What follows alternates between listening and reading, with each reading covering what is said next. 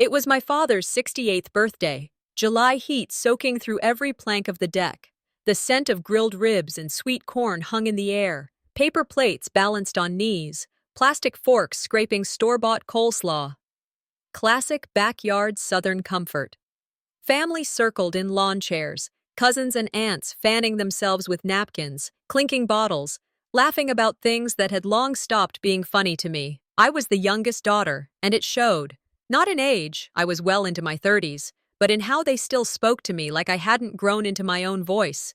The baby of the family, invisible unless someone needed a joke. I had kept quiet for years, smiled when expected, nodded through assumptions. My worth was measured in my silence. That day, a conversation about gas prices spiraled into talk of finances, as it often did. My uncle griped about mortgage rates. Someone else whined about his truck payments. It was then, heart thudding against my ribs, that I spoke up. "Dad, I need a small favor. My car's in the shop. Just $200 to get it out." His fork paused mid-air, and then, laughter. Loud, cutting. $200? He leaned back, hand on his belly like it was the best punchline he'd heard all year. "What do you even do with your life?" The words landed like a slap. I stood still, face burning as the others glanced between each other. No one said a word to stop him. My sister-in-law chuckled awkwardly. Someone near the cooler hit record on their phone. Just for laughs, they'd say later. But there was nothing funny about it to me. I swallowed hard. It wasn't the first time, not by a long shot. I remembered birthdays when my brothers got gift cards and new bikes while I unwrapped last year's sweater. I remembered being told to toughen up every time I cried, even when I was 10. I remembered when Josh needed $1,500 for a down payment and Dad wired it over by lunch. No lectures, no laughs. But for me, $200 was worth humiliating me over pulled pork and sweet tea. I didn't say anything, not then. I just picked at the corner of my paper plate, kept my face steady, kept the heat behind my eyes from spilling over.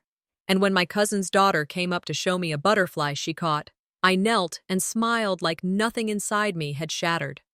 That night, someone sent me the video. It had gone online already, not some huge viral thing, just local. But enough. Captions like, "She really asked Daddy for $200 like she's owed something," filled the screen. Comments from strangers, half sympathy, half scorn. "He's your dad, be grateful." "That's tough love." "Girl, you deserve better." I didn't answer anyone, not online, not in texts. I turned off my phone, crawled onto my old futon in my studio apartment, and stared at the ceiling fan spin like a slow accusation. My life reduced to a clip. All the years I'd bitten my tongue to keep peace were now entertainment. I didn't eat for a day and a half. When I did, it was a cold egg sandwich I made out of obligation, not appetite. Still, I didn't cry, not for him, not for me, not anymore.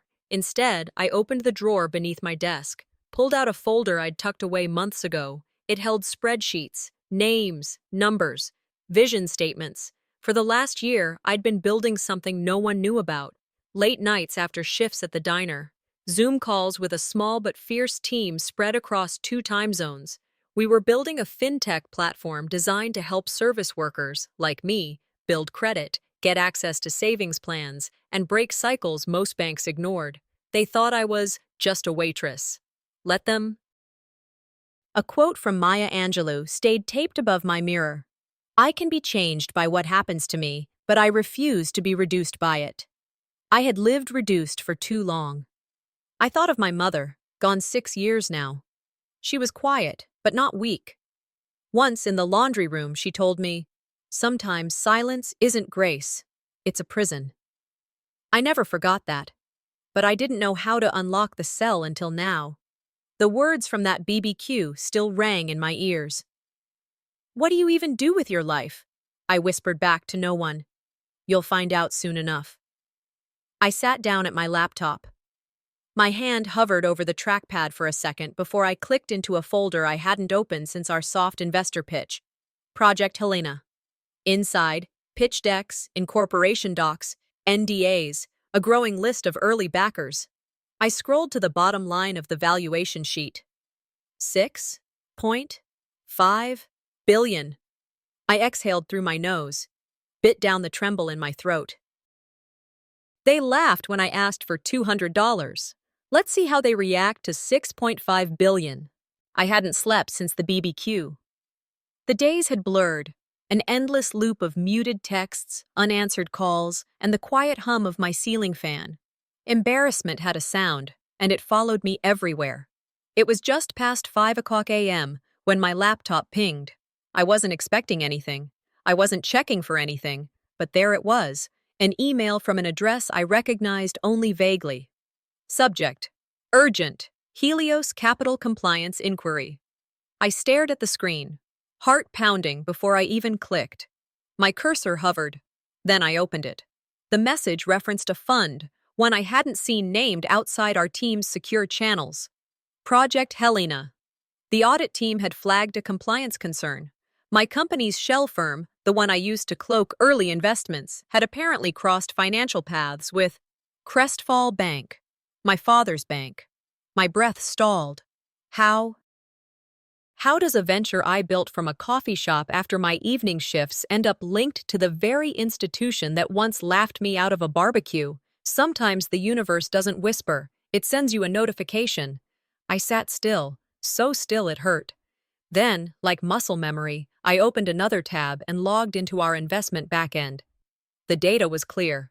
One of the smaller equity pools from Helena had acquired a holding group last quarter, minor position, barely noticed. That group, a parent firm with a long investment chain. At the bottom of that chain, Crestfall Bank. And my stake, majority. The silence in the room was deafening. I didn't even blink. My fingers rested on the keys, frozen. My father didn't work for himself. He worked for me. I whispered it to no one. Dad works for me. He just doesn't know it yet. The irony pulled a thin, bitter smile from me. I remembered him, red-faced from bourbon, once declaring at Thanksgiving, "Money builds respect." Let's see how much respect he'd keep when the money wasn't his anymore. I leaned forward and typed a calm reply to Helios. Thank you for flagging. M. Reeves will be present for the audit review. They didn't know me as Navarra. Just as the alias I used to keep distance while I built quietly, I reopened old files, started cross-referencing every document tied to Crestfall. What I found wasn't just surprising, it was dangerous. Repeated irregular transfers, buried fees, misallocated loans, not fraud, not yet, but recklessness, the kind that kills institutions. I didn't call anyone, didn't post, didn't even text the team. I let the silence keep working for me. They thought I was gone, hiding, ashamed. They had no idea I was preparing a storm. I grabbed a sticky note and pressed it on my monitor. The quiet ones hold the loudest truth. By that evening, I'd booked a flight to Chicago, alone. The flight was full of people in suits, the kind who speak loud on their phones, order coffee like they're negotiating a treaty. I stayed quiet, just me and my carry-on. I looked out the window, not at the clouds, but at my reflection in the plexiglass. Once, I asked for $200. Now, I moved billions with a few keystrokes. My mother's voice came back to me. Don't prove your worth to those who profit from your silence. She wasn't wrong. I landed late, checked into a hotel near the Helios building. Didn't eat, didn't need to. I was full of resolve. The next morning, I walked into their skyscraper. Tall glass, sharp suits, everything buzzing with money that didn't sweat. The receptionist asked for my name. M. Reeves, I said. They led me into a frosted glass conference room. Cool, sleek, 15 people, all older, all confident. They began the audit review. Crestfall Bank's regional behavior is drawing concern, the compliance lead began. We've found patterns that undermine investor confidence. Misallocation, excessive risk exposure.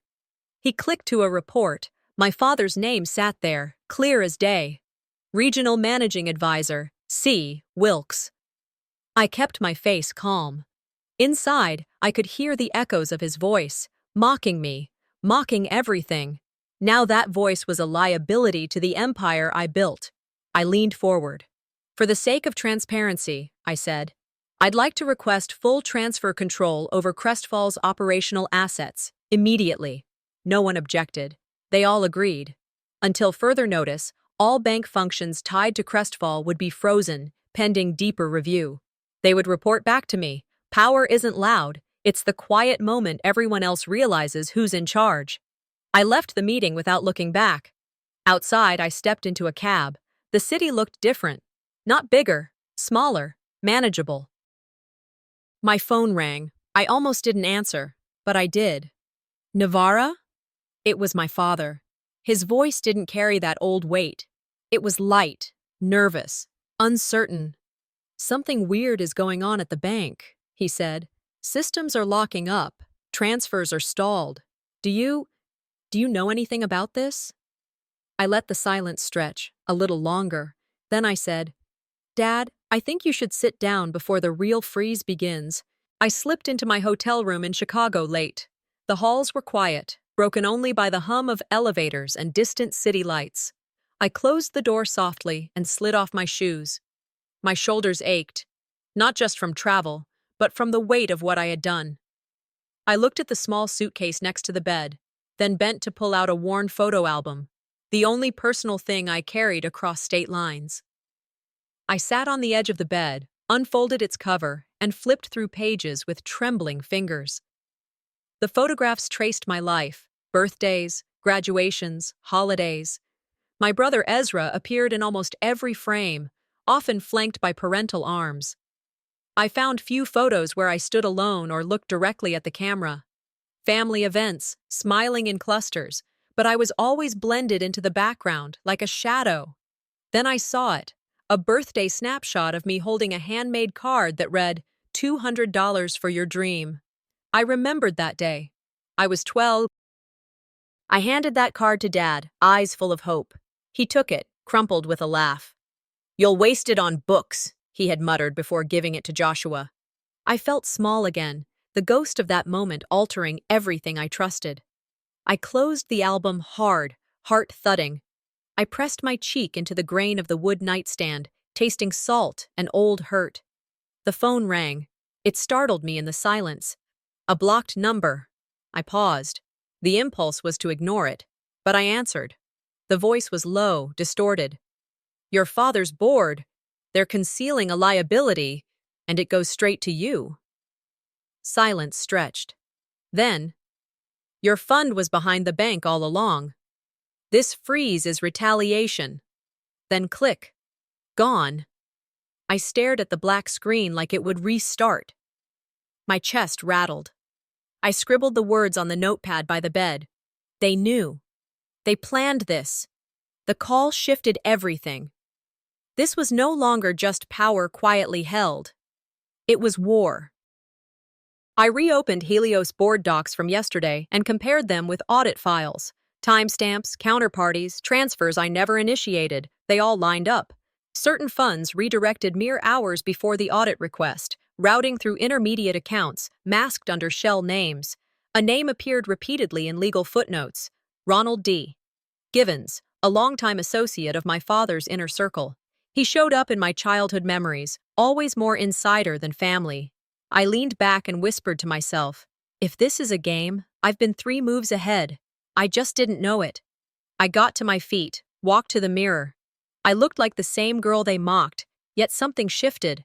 I wasn't hurt, not anymore. I was clear, focused, ready. I opened encryption software, typed a note to my legal counsel. Prepare to file, followed by reference to internal tampering. I pressed send, no hesitation. The alias M. Reeves would shield me. They must not connect me publicly with Helena yet. I rehearsed my face for tomorrow's confrontation. Cold, calculating, calm. I turned off the lights. The city's glow filtered through curtains, but rest would not come, not yet. My phone beeped. Social media push, my birthday photo. Yes, that same one, published anonymously. Caption: she begged for $200 back then. Now she's behind the bank freeze. My stomach dropped. That image belonged to me alone. The war just got personal. I woke to my phone vibrating beside the bed, light spilling across the hotel drapes. The late morning Chicago sunlight made me squint. I grabbed the device and saw dozens of notifications. At least 5 posts from last night's gala had surfaced. I opened one. The gift I quietly financed was front and center, but the caption credited Feline Family Foundation. My chest tightened. They'd stolen credit again. I remembered handing over the check the night before. I asked them to label it as family gift, not my name. I thought that would ease things. Now, that same generosity was twisted into something else. I scrolled the guest list from my phone. Feline's name was just to the right of mine, her role shadowing me. It wasn't coincidence. It was planned. I exhaled, steadying my pulse. How do you respond when your own generosity is weaponized? By evening, the gala ballroom glowed under chandeliers, white tablecloths, and murmurs. I was seated at a table flanked by relatives I barely saw. They called me silent sponsor, a hidden hand. When it was my turn to speak, I rose and addressed the hall. When you give a gift, you give intention, not credit. My voice sounded small in that ornate space. Halfway through, silence. The microphone cut off. The room froze. A technician murmured about technical fault. Feline's smile was too slow, too sharp. Applause followed her step to the podium. I sat down, heart pounding. They'd silenced me. I slipped into the hall behind the stage and tapped my phone, calling a trusted IT contact. We traced the mic cut. The override came from the hotel AV system, triggered by a user ID labeled F.Drew. My blood ran cold. Feline had inside access. She had arranged to silence me. They weren't just stealing credit, they were controlling voice.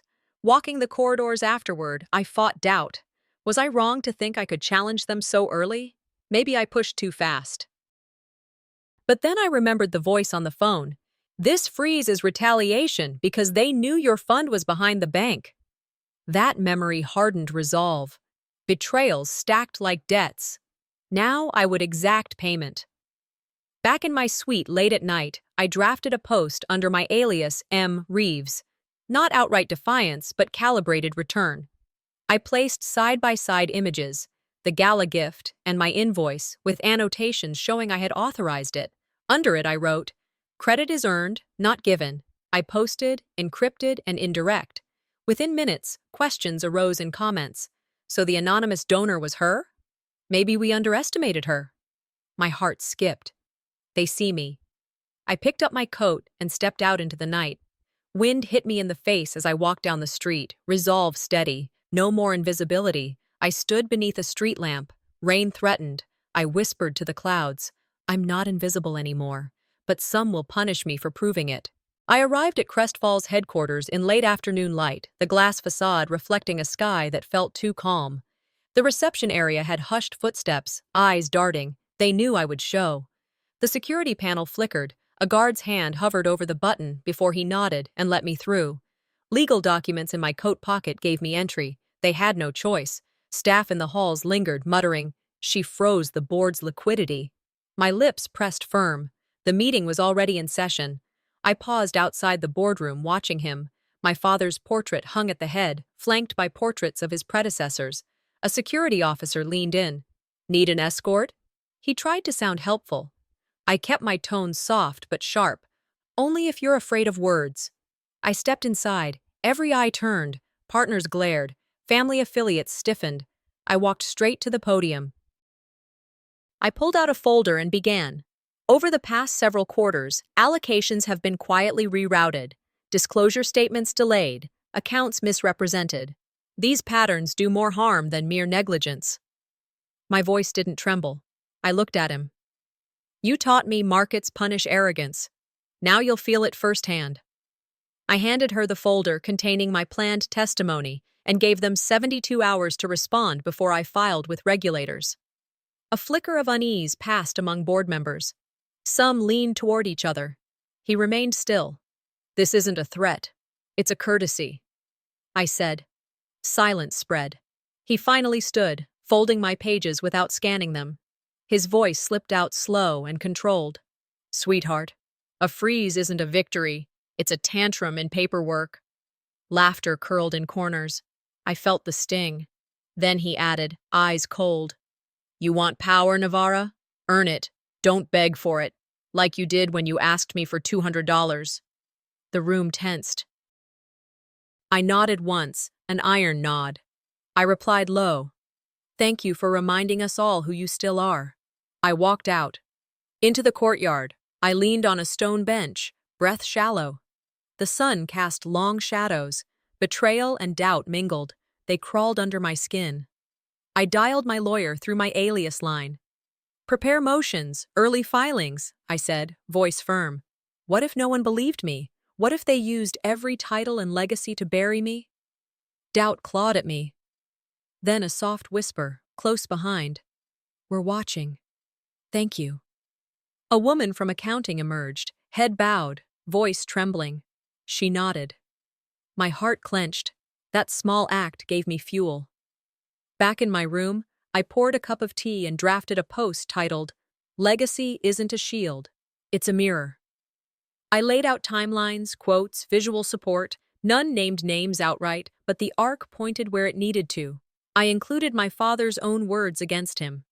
People don't inherit honor, they prove it. I cued the post under MM. Reeves through secure channels. I watched it go live. Then, just before midnight, my phone jolted. His number filled the screen. I breathed, answered. "You've made this personal. You won't like what happens next." The tone wasn't measured. It was rattled. The night swept in heavy. I sat at the desk of my hotel suite, screens glowing into a room too quiet to hold regrets. I reviewed metrics, likes, shares, comments. I had expected backlash. What I didn't expect was the next message. Subject: cease desist or face lawsuits. My alias email lit up. The body laid out claims of defamation, regulatory violations, insider theft, accusations shaded with figures only someone close could know. Dates, account codes, transfers. Someone with access. My pulse skipped. The war had moved from whispers to threats. Panic beat against logic. I wanted to pull the post, erase the dossier, vanish behind anonymity again, but I'd been underestimating what silence had already cost me. So I called my lawyer. Lock everything down. Prep defensive filings. I backed up documents, encrypted every folder, mirrored databases across cloud servers. I remembered Angelou's words. "You may shoot me with your words, but they won't break me." I let that turn my fear into resolve, not weakness. Half asleep, I scrolled messages. One DM caught me off guard. "You're not alone. I've seen everything. Keep going." It was from D, someone I hadn't heard from in years. A small check-in, but it pulled open something inside me. I typed back, "Thank you. I need those who see me, not ignore me." In that moment, my walls cracked. I drafted a short press release under alias, "To whom concerned. In response to recent legal threats, I stand by my original data and will not be intimidated into silence." I attached a PDF of the cease and desist letter next to my public audit metrics. I posted on Helena's alias account. Fear is the only weapon left unchecked. By dawn, feeds buzzed. Who dares threaten a tech founder over $200? Sympathy swayed toward me. Midnight found me awake in darkness. I replayed emails, threats, memories. Was this inevitable? Yes, being weak now would cost more than this fight. I opened notes for tomorrow's showdown. I prioritized reputation, truth, autonomy. I whispered to the darkness. They offered silence. I chose volume. Phone off, I drifted toward uneasy sleep. At 3 a.m., my phone buzzed. A delivery notice, package addressed to me, from Crestfall Board. I opened it right there. Inside, a dossier sealed tight. Signatures, dates, transaction trails tying Quarlin to illegal fund routing. They didn't send threats by mistake. They gave me ammunition. I woke to the glow of my phone, dozens of notifications lighting up the dark screen. The dossier and post had gone viral. Financial blogs, legal forums, watchdog sites buzzing. In the quiet of my hotel room, my heart recognized that this was no turning back. The public had begun to see. Then my phone rang. A friend I once trusted. Her voice trembled. Navarra, please don't push them too far. They'll come for you. I closed my eyes. I knew the risk. I said, silence cost me more than any fight. She asked no more, and I hung up. I stood, packet in hand, and dressed for the day. The war would be fought openly now. By midday, I stood in Crestfall's press room. A sea of cameras and hard eyes greeted me. The proxy CEO cleared his throat. Ms. Reeves, great of you to join us, but you're suing the hand that feeds you. I stepped forward, voice steady. I laid out key points: transactions, control shifts, hidden agreements. I exposed the gaps between the public story and internal truth. Midway, the intercom crackled. My brother's voice cut through glass walls. She's always good at writing checks, never building value. Gasps swept the room. I held composure. The jab stung, but I delivered one line. Numbers don't speak. They echo intention. Reporters scribbled. Some faces registered realization. Later, Corlin positioned himself at the mic. Let's not pretend she's the architect. She just typed numbers on a screen. Microphones caught his tone. Headlines would feast on that phrase, but I looked him in the eye and answered, history remembers who gives value, not who hides behind typing. The shift was subtle. Some nodded, some frowned. Feline lingered in the fringe of cameras, smirk fixed. I filed the moment, memorized leer, posture, tone. That afternoon, I was ushered into a boardroom. The atmosphere thickened. I stood before allies and adversaries. The chair invited me to speak. I laid out contracts, rights, acquisition cadences, the role I'd played since funding acquisitions. As I spoke, I watched eyes. One board member leaned, eyes flickering toward Corlin. I saw fracture forming. He challenged, this is emotional. You provoke conflict. I answered quietly, no one pulled a rug. You built on weak ground. The silence that followed was heavier than any applause. Before leaving, I drafted a note for the press wire, timed release, a brief statement. Crestfall audit, conflict of interest, my rightful claim. I set it to go live at 6. I whispered to myself, if they want war, I'll define the battlefield. I strode from that room, no apology. Reporters converged, flashes, questions, cameras chasing me. I walked into them on my terms, shoulders square, purpose clear. My phone buzzed just as I climbed into a car. A push alert. Senior Crestfall executive resigns amid audit scandal. My pulse skipped. The dominoes had begun to fall. As headlights blurred past, I exhaled slowly. Some doors open only when the stakes are high. I woke before dawn. The sky over Chicago was a dull gray, the kind of color that sits between exhaustion and resolve. I sat at the desk, laptop open, the dossier still beside me. Every file had been checked twice. My hand hovered over the keyboard. I logged into the control terminal. Secure, encrypted, mine. One final verification. Then I executed the order. A legal withdrawal of $6.5 billion from Crestfall-linked accounts. The cursor blinked, the words processing request sliding into pending. Then, in transit. Then, frozen by authority. My pulse slowed, not quickened. This was expected. I sent encrypted messages to my team. Act now.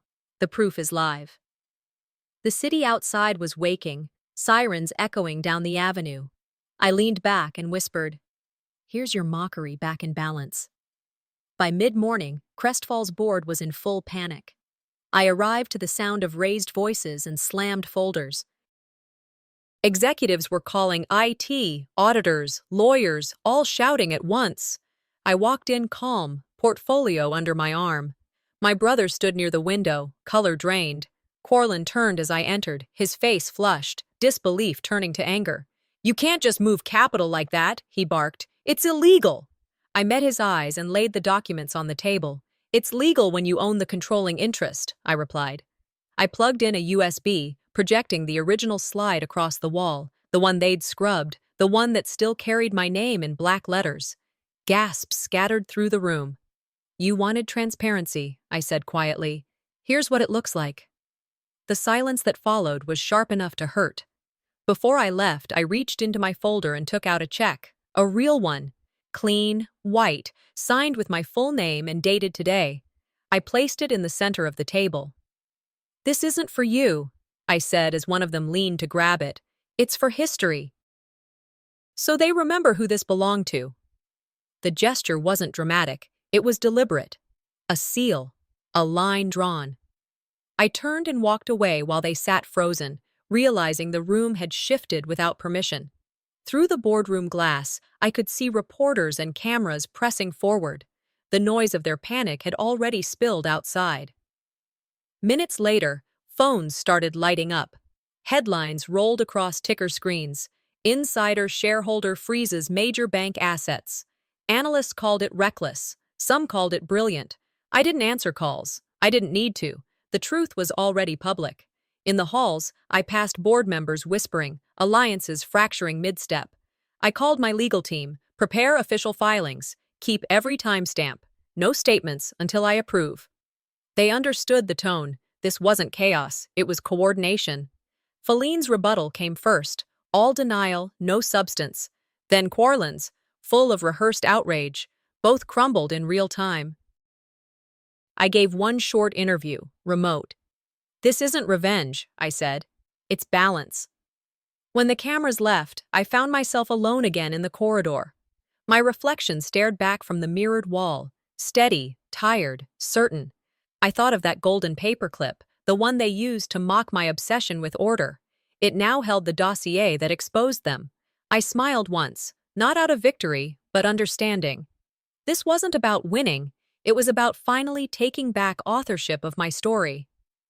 I adjusted my jacket and said under my breath, "I built value when they thought I built nothing." As I reached the exit, my phone buzzed.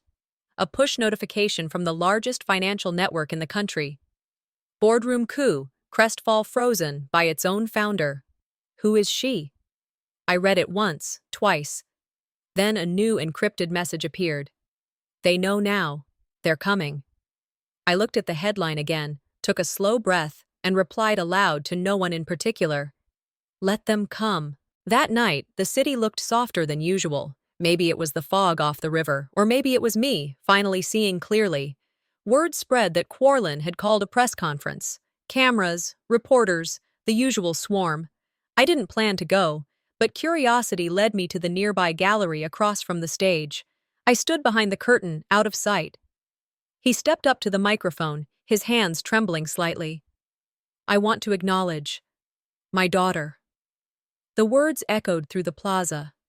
Gasps, flashes, murmurs. It was the first time he'd said it publicly. He spoke about failure, about pride and blindness.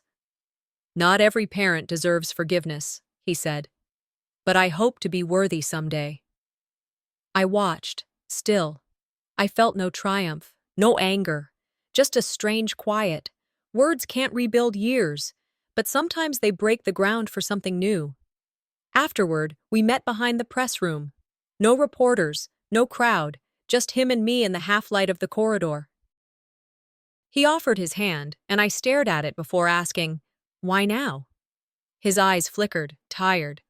Because everything fell apart, and I finally saw what was holding it together. It was you. He hesitated. You won, Navarra. You did it with dignity.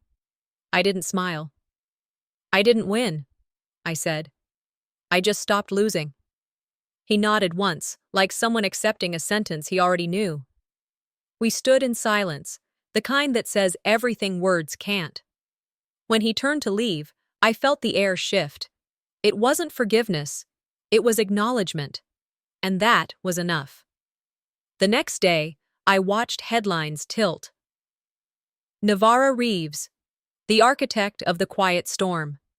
Analysts dissected the coup, but the tone had changed. Respect replaced ridicule.